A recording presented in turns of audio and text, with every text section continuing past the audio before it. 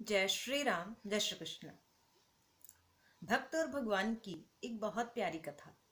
एक बार भगवान के दरबार में सेब बंट रहा था। भगवान स्वयं सेब बांट रहे थे और जितने भक्त थे वो लाइन से खड़े थे। उसमें एक छोटी सी बालिका भी थी, एक छोटी सी बच्ची थी। और भगवान जब सेब बांट रहे थे तो धीरे धीरे धीरे धीरे वो प्रतीक्षा कर रही थी, और जब उसकी बारी आई तो भगवान ने जब उसको सेब दिया तो वो जो सेब था वो उसके हाथ से गिर के नाली में चला गया। वो जो बच्ची थी वो बहुत निराश हो गई, वो दुखी हो गई और वो जाकर फिर दोबारा लाइन में खड़ी हो गई।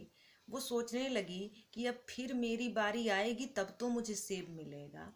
और वो प्रतीक्षा कर रही थी, वो मन से बहुत दुखी थी क्योंकि उसके हाथ से सेब गिर के नाली में चला गया था।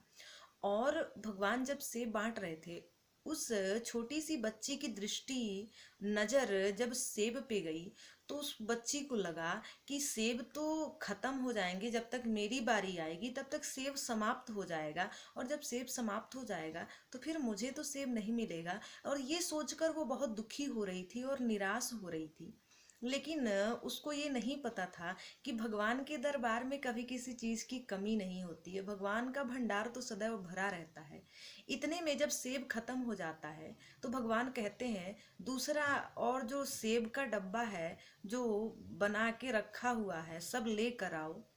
सेब भगवान दोबारा मंगवाते हैं और बांटने लगते हैं। और जब वो सेब उठाकर उस बच्ची को देते हैं तो वो बच्ची खुश हो जाती है। भगवान कहते हैं देखो, ये जो सेब है ये बहुत अच्छा है, और ये जो सेब है ये बहुत सुंदर है, पका हुआ है। और सुंदर और पके हुए अच्छे सेब को पाना था तुमको, इसलिए तुमको इतनी प्रतीक्षा करनी पड़ी। और जो सेब तुम्हारे हाथों से गिर गया वो सेब सड़ा हुआ था।